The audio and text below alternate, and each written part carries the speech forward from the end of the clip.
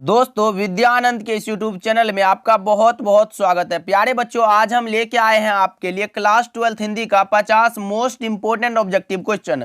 आज का क्लास आप सभी बच्चों के लिए बहुत ही ज्यादा इंपॉर्टेंट है, तो आज के क्लास को आप सभी ध्यान से देखिएगा और आज के क्लास में मैं जितना ऑब्जेक्टिव बताऊंगा उसको आप अच्छे से याद कर लीजिएगा। ओके, चलिए क्लास को स्टार्ट करते हैं और आप सभी हमारे साथ चैट सेक्शन में आंसर लगाते चलिएगा और लास्ट में बताइएगा कि इस 50 ऑब्जेक्टिव में आप कितना सही कर पाते हो। ओके, चलिए देखिए, पहला नंबर सवाल आपके सामने है, लगाओ सही जवाब। क्या होगा कि बालकृष्ण भट्ट का जन्म कब हुआ था। अब आपसे पूछा गया कि बातचीत शीर्षक निबंध के निबंधकार बालकृष्ण भट्ट का जो जन्म हुआ था वो कब हुआ था। 23 जून 1884 को, 23 जून 1844 को, या फिर 20 जुलाई 1902 को, या फिर 18 दिसंबर 1834 को। तो आपको भी पता होना चाहिए कि बालकृष्ण भट्ट का जन्म हुआ था 23 जून 1844 को और निधन हुआ था 20 जुलाई 1914 को। इसको भी याद रखना है। ओके, बहुत ही ज्यादा इंपॉर्टेंट क्लास है आज का। चलिए नेक्स्ट सवाल की ओर बढ़ते हैं। दूसरा नंबर सवाल आपके सामने आ चुका है, लगाओ सही जवाब। क्या होगा, बातचीत शीर्षक निबंध के निबंधकार कौन है। अभी तो मैंने बता चुका है कि बातचीत शीर्षक निबंध के निबंधकार का नाम है बालकृष्ण भट्ट,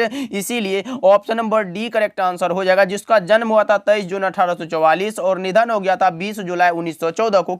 याद रखना। चलिए नेक्स्ट सवाल की ओर बढ़ते हैं। तीसरा नंबर सवाल आपके सामने है, लगाओ सही जवाब। क्या होगा, गुलेरी जी ने कुल कितनी कहानियां लिखी थी। यह भी आप क्वेश्चन आपके बोर्ड एग्जाम में आया हुआ है, तो लगाओ सही जवाब। क्या होगा कि चंद्रधर शर्मा गुलेरी ने कुल कितनी कहानियां लिखी थी। 1, 2, 3, 4। तो आपको भी पता होगा चंद्रधर शर्मा गुलेरी ने 3 कहानियां लिखी थी, सुखमय जीवन, बुद्धू का कांटा और उसने कहा था जो प्रकाशित हुआ था 1915 में। सुखमय जीवन बुद्धू का कांटा जो है ये 1911 में प्रकाशित हुआ था, इसीलिए option number C correct answer हो जाएगा। याद रखना आप सभी। ओके, चलिए चौथा नंबर सवाल देखते हैं, आपके सामने आ चुका है, लगाओ सही जवाब। क्या होगा, भारतीय सिपाहियों का किसके साथ संघर्ष हुआ था। यह भी क्वेश्चन आपके बोर्ड एग्जाम के लिए बहुत ही ज्यादा इंपॉर्टेंट है। भारतीय सिपाहियों का किसके साथ संघर्ष हुआ था, यह संपूर्ण क्रांति से क्वेश्चन आया हुआ है, जो कि जर्मनी के साथ। Option number D right answer हो जाएगा। 4 का D is the correct answer. याद रखना है आप सभी को। ओके, चलिए पांचवा नंबर सवाल देखिए, आपके सामने आ चुका है, फ्री प्रेस के मालिक कौन थे। फ्री प्रेस के मालिक का नाम था Sadanand ji. Option number C correct answer हो जाएगा। याद रखना। ओके, चलिए 6 नंबर सवाल देखिए, आपके सामने आ चुका है, संपूर्ण क्रांति का नारा किसने दिया था। अब लगाओ जी, संपूर्ण क्रांति का नारा जो दिया था वो किसने दिया था। रामधारी सिंह दिनकर, जयप्रकाश नारायण, मोरारजी देसाई, या फिर ईश्वर अय्यर। तो आपको भी पता होना चाहिए कि संपूर्ण क्रांति का नारा दिया था लोकनायक जयप्रकाश नारायण ने, इसीलिए option number B right answer हो जाएगा, लोकनायक जयप्रकाश नारायण। ओके, याद रखना। चलिए नेक्स्ट सवाल के बढ़ते हैं। 7 नंबर सवाल आपके सामने आ चुका है, 1974 में बिहार प्रदेश के मुख्यमंत्री कौन थे। 1974 में बिहार प्रदेश के मुख्यमंत्री का नाम पूछा गया आपसे, से लगाओ सही जवाब। क्या होगा, आपको पता होना चाहिए, इसका नाम है Abdul Ghafoor. Option number B right answer हो जाएगा। 7 का B is the correct answer. Okay, ध्यान में रखना। चलिए 8 नंबर सवाल देखते हैं, क्या कह रहा है, प्रजा सोशलिस्ट पार्टी का गठन कब हुआ था। प्रजा सोशलिस्ट पार्टी का गठन हुआ था कब, तो 1952 ईस्वी में। आपको पता होना चाहिए, option number A right answer हो जाएगा। 8 का A is the correct answer. चलिए 9 नंबर सवाल देखिए, रामधारी सिंह दिनकर के पिता का क्या नाम था। पिताजी का नाम पूछा गया, किसके पिताजी का, तो रामधारी सिंह दिनकर के पिताजी, यानी कि राष्ट्र कवि दिनकर जी उसको बोलते हैं। रामधारी सिंह दिनकर के माताजी का नाम था मनरूप देवी और पिताजी का नाम था रवि सिंह, इसीलिए option number B right answer हो जाएगा। याद रखना आप सभी। ओके, चलिए 10 नंबर सवाल देखते हैं, क्या कह रहा है। 10 नंबर सवाल आपके सामने है, अर्धनारीश्वर कल्पित रूप है, किसका कल्पित रूप है, यह बताना है आप सभी को। शिव और पार्वती का, राम और सीता का, राधा और कृष्ण का, या फिर विष्णु और लक्ष्मी का। तो अर्धनारीश्वर जो है ये शंकर और पार्वती का कल्पित रूप है, इसीलिए option number A correct answer हो जाएगा। 10 का A is the correct answer. याद रखना। ओके, चलिए 11 नंबर सवाल देखिए, प्रेमचंद थे। प्रेमचंद क्या थे भाई, प्रेमचंद तो कथाकार थे। आप ऑप्शन नंबर बी लगा लो, करेक्ट आंसर हो जाएगा। 11 का B is the correct answer. Okay, चलिए 12 नंबर सवाल देखिए, जितने सारे रिलेटेड क्वेश्चन आते जा रहा हूं बस मैं कराते जा रहा हूं, आप मस्ती से पढ़ाई करो और आंसर भी अच्छे से लगाते चलो। बस लास्ट में बताना कि आप इतना ऑब्जेक्टिव में कितना सही कर पाते हो। संस्कृति के 4 अध्याय किसकी रचना है। संस्कृति के 4 अध्याय जो है ये रामधारी सिंह दिनकर की रचना है, जिसको संस्कृति के 4 अध्याय पर साहित्य अकादमी का पुरस्कार भी दिया गया था, इसीलिए option number D correct answer हो जाएगा। ओके, 12 का D is the correct answer. 13 number सवाल देखिए, आपके सामने है, मालती का पति क्या है। यह भी क्वेश्चन आपके बोर्ड एग्जाम में आया हुआ सवाल है। मालती का पति है जो कि महेश्वर है, जो एक प्रकार का डॉक्टर है, इसीलिए option number A correct answer है। गैंग्रीन नामक बीमारी का ये डॉक्टर है, ऑप्शन नंबर ए लगा लो, करेक्ट आंसर हो जाएगा। ध्यान में रखना। चलिए 14 नंबर सवाल देखिए, रोज इनमें से क्या है। अब लगाओ जी, रोज जो पाठ है 5वां चैप्टर है शायद, रोज जो पाठ है वो क्या है, कहानी है, निबंध है, उपन्यास है, या फिर आलोचना है तो आपको पता होगा कि रोज पाठ कहानी है, जिसके कहानीकार का नाम है सच्चिदानंद हीरानंद वात्स्यायन। याद रखना, इसीलिए ऑप्शन नंबर क्या हो जाएगा, तो बी हो जाएगा। ध्यान में रखना आप सभी, ओके। जिसकी माता जी का नाम था, यानी कि अज्ञे जी के माता जी का नाम था अवंती देवी, इसको भी याद रखना, और पिताजी का नाम था डॉक्टर हीरानंद शास्त्री। ये भी क्वेश्चन आपके बोर्ड एग्जाम में आ सकता है, ओके। चलिए 15 नंबर सवाल देखिए, रोज कहानी के लेखक कौन है। रोज भाई कहानी के लेखक अभी तो मैंने बता चुका है, रोज एक प्रकार का कहानी है जिसके कहानीकार का नाम है सच्चिदानंद हीरानंद वात्स्यायन, जिसको हम लोग शॉर्टकट में अज्ञे जी बोलते हैं, इसीलिए option number B correct answer हो जाएगा। ये क्वेश्चन भाई बहुत ही ज्यादा इंपॉर्टेंट क्लास है आज का। देखो, मालती किस कहानी की पात्रा है, ये भी आपके मॉडल पेपर में आया हुआ क्वेश्चन है, और पहले भी ये क्वेश्चन मैं बहुत बार करा चुका हूं। मालती किस कहानी की पात्रा है, तो भाई ये जो है रोज कहानी की पात्रा है, इसीलिए option number B correct answer हो जाएगा। याद रखना आप सभी, ओके। चलिए नेक्स्ट सवाल की ओर बढ़ते हैं। 17 नंबर सवाल देखिए, भगत सिंह के पिता का क्या नाम था। भगत सिंह, भाई भगत सिंह एक लेख और एक पत्र के रचनाकार का नाम है भगत सिंह, जिसके माता जी का नाम है विद्यावती एवं पिताजी का नाम है Sardar Kishan Singh. Option number B right answer हो जाएगा। 17 का B is the correct answer. ध्यान में रखना आप सभी, ओके। चलिए 18 नंबर सवाल देखते हैं, चोरा चोरी कांड कब हुआ था। यह क्वेश्चन भी आपके बोर्ड एग्जाम के लिए बहुत ही ज्यादा इंपॉर्टेंट है कि चोरा चोरी कांड जो हुआ था वो कब हुआ था, तो यह हुआ था 1922 ईस्वी में। Option number B right answer हो जाएगा। 18 का B is the correct answer. 19 number सवाल देखिए, भगत सिंह का जन्म कब हुआ था। लो जी, एक लेख और एक पत्र के रचनाकार का नाम है भगत सिंह, जिसका कि जन्म हुआ था 28 सितंबर 1907 को, इसीलिए option number A correct answer हो जाएगा। याद रखना आप सभी। चलिए 20 नंबर सवाल देखिए, भगत सिंह की शहादत कब हुई थी, यानी कि मृत्यु पूछा जा रहा है आपसे से, तो 20 का सही जवाब बताओ। भगत सिंह की मृत्यु हुई थी 23 मार्च 1931 को, इसीलिए option number A right answer हो जाएगा। 21 नंबर सवाल देखते हैं क्या करा है, जगदीश चंद्र माथुर ने किस विश्वविद्यालय से एमए उत्तीर्ण किया। जगदीश चंद्र माथुर, ओ सदानेरा पाठ के लेखक का नाम है जगदीश चंद्र माथुर, और यह किस विश्वविद्यालय से एमए उत्तीर्ण किया, तो आपको पता होना चाहिए कि यह किया था इलाहाबाद विश्वविद्यालय से। Option number A right answer हो जाएगा। 21 का A is the correct answer. 22 नंबर सवाल देखते हैं क्या करा है, गांधी जी चंपारण में कब आए थे। गांधी जी भाई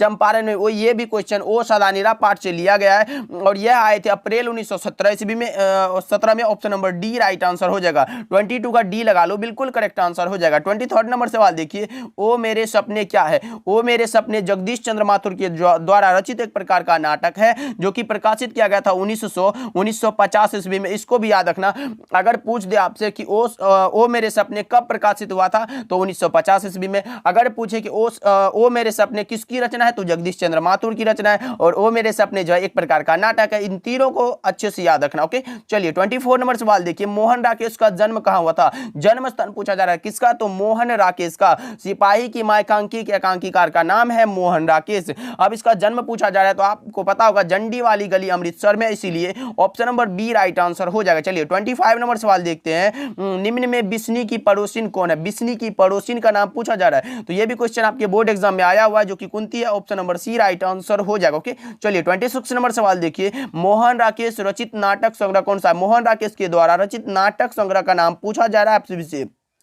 उत्तर प्रियदर्शी जो रचना है ये अज्ञे जी की रचना है, याद रखना। और मोहन राकेश की जो रचित नाटक है वो है आषाढ़ का एक दिन। Option number D correct answer हो जाएगा। 26 का D is the correct answer. चलिए नेक्स्ट सवाल के बढ़ते हैं, कौन सी रचना मोहन राकेश की नहीं है। अब बताओ जी, निम्नलिखित में कौन सी रचना है जो मोहन राकेश की नहीं है। 27 का सही जवाब मैं बता दूं, ये इतिहास और आलोचना इसकी रचना नहीं है। Option number C correct answer हो जाएगा। 28 नंबर सवाल देखिए, सिपाही की मां किस एकांकी संग्रह से लिया गया है। सिपाही की मां एक प्रकार का एकांकी है, और यह लिया गया अंडे के छिलके तथा अन्य एकांकी से, इसीलिए option number D right answer हो जाएगा। 28 का लगा लो, ओके। चलिए 29 नंबर सवाल देखिए, मोहन राकेश की एकांकी का शीर्षक है। मोहन राकेश का एकांकी है सिपाही की मां, जिसके एकांकीकार का नाम है मोहन राकेश, इसीलिए option number B right answer हो जाएगा। सिपाही की मां की पात्रा है मालती, सॉरी बिस्नी है, इसको याद रखना, ओके। चलिए 30 नंबर सवाल देखिए क्या कह रहा है, प्रगीत और समाज के लेखक कौन है। प्रगीत और समाज एक प्रकार का निबंध है, जिसके निबंधकार का नाम है नामवर सिंह। निबंध है नामवर सिंह का। Option number C right answer हो जाएगा जी, याद रखना, ओके। चलिए 31 नंबर सवाल देखिए,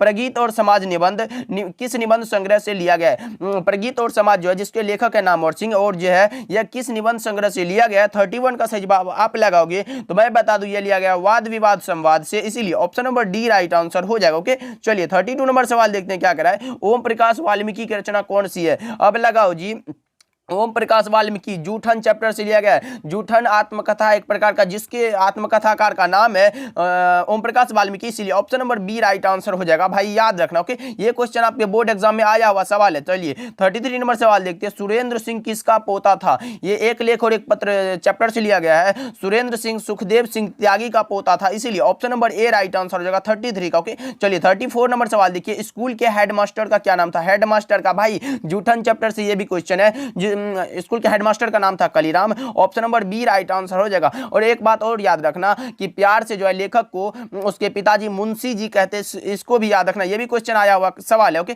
जूठन क्या है? अभी तो मैंने बताया, जूठन एक प्रकार का आत्मकथा है, दलित आत्मकथा है, option number D right answer हो जाएगा, जिसके लेखक का नाम है ओम प्रकाश वाल्मीकि, ओके। चलिए 36 नंबर सवाल देखिए। अर्धनारीश्वर का किस विधा से संबंध है? अर्धनारीश्वर भाई एक प्रकार का निबंध है, जिसके निबंधकार का नाम है Ramdhari Singh Dinkar, option number A correct answer हो जाएगा। निबंध एक प्रकार का, याद रखना, ओके। चलिए 37 नंबर सवाल देखते हैं। सुभद्रा कुमारी चौहान का निधन कैसे हुआ था? कैसे हुआ था भाई? लगाओ सही जवाब क्या होगा 37 का। तो मैं बता दूं, इसका जो है नागपुर से जबलपुर के वापसी में कार दुर्घटना में इसका निधन हो गया था, इसीलिए ऑप्शन के अकॉर्डिंग आप लगा सकते हो कार दुर्घटना में, option number A right answer हो जाएगा। भाई याद रखना, ओके। चलिए 38 नंबर सवाल देखिए। शमशेर बहादुर सिंह ने सोवियत रूस की यात्रा कब की थी? यह भी क्वेश्चन आपके बोर्ड एग्जाम के लिए बहुत ही ज्यादा इंपॉर्टेंट है। तो यह किया था 1978 ईस्वी में, option number B right answer हो जाएगा। 38 का B is the correct answer, याद रखना, ओके। चलिए 39 नंबर सवाल की ओर बढ़ते हैं। देखिए आपके सामने आ चुका है। झरना शीर्षक काव्य संकलन किस कवि की रचना? झरना जो है वो काव्य संकलन है, और यह किस कवि की रचना है बताना है आप सभी को। तो यह रचना है जयशंकर प्रसाद का, इसीलिए option number D right answer हो जाएगा। 39 का D is the correct answer. 40 number सवाल देखते हैं क्या कह रहा है। नाभादास किसके समकालीन थे? बताओ जी, नाभादास जी किसके समकालीन थे? तो तुलसीदास के समकालीन थे, इसीलिए option number A correct answer हो जाएगा। 40 का A is the correct answer, okay. चलिए 41 नंबर सवाल देखते हैं। सूरदास किस भाषा के कवि हैं? भाई सूरदास जी पद के लेखक है। सूरदास ये ब्रज भाषा के महान कवि है, option number C correct answer हो जाएगा। ब्रज भाषा के साथ साथ कृष्ण भक्त भी थे ये सूरदास, ओके, याद रखना। चलिए 42 नंबर सवाल देखिए।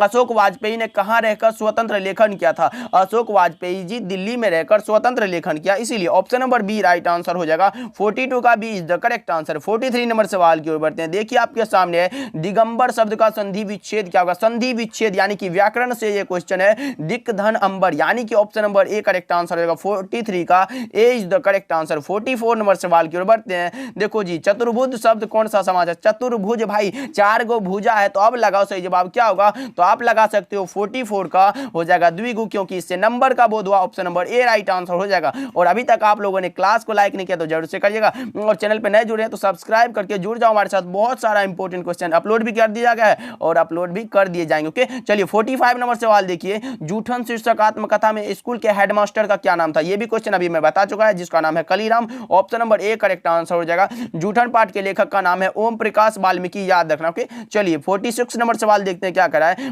एक लेख और एक पत्र शीर्षक पाठ क्या है? ये नहीं पूछा गया कि इसके लेखक कौन है, ये पूछा गया कि ये क्या है। तो ये एक प्रकार का ऐतिहासिक पत्र है, जिसके लेखक का नाम है Bhagat Singh, option number A correct answer हो जाएगा। 47 नंबर सवाल की ओर बढ़ते हैं। अधिनायक शीर्षक कविता किस कविता संग्रह से ली गई है? अधिनायक भाई जो रघुवीर साय की रचना है, वो किस कविता संग्रह से ली गई है? 47 का सही जवाब मैं बता दूं, यह लिया गया आत्महत्या के विरुद्ध, option number D correct answer हो जाएगा, ओके। चलिए 48 नंबर सवाल की ओर बढ़ते हैं। देखिए भूषण ने किस रस को प्रमुखता दिया? भूषण जी भाई कविता के लेखक का नाम है भूषण जी, और यह वीर रस के महान कवि माने जाते हैं, इसीलिए option number B right answer हो जाएगा 48 का, ओके, याद रखना। चलिए 49 नंबर सवाल के ऊपर बढ़ते हैं। देखिए आपके सामने आ चुका है। वर्ग 9 तक की पढ़ाई के बाद, क्या वर्ग 9 तक की पढ़ाई के बाद शिक्षा को अधूरी छोड़कर कौन कवित्री है जो असहयोग आंदोलन में कूद पड़ी थी? तो यह है Subhadra Kumari Chauhan, option number D right answer हो जाएगा। और इन तीनों लेखिका का तो कोई वर्णन ही नहीं है हमारे 12th के बुक में, याद रखना। चलिए 50 नंबर सवाल की ओर बढ़ते हैं एंड आज के क्लास का लास्ट सवाल है। लगाओ सही जवाब क्या होगा? हिंदी में वचन कितने प्रकार के होते हैं? हिंदी में पूछा गया, ना कि संस्कृत में। संस्कृत में अलग होते हैं और हिंदी में अलग होते हैं, इसीलिए ऑप्शन नंबर सी लगा लो, क्योंकि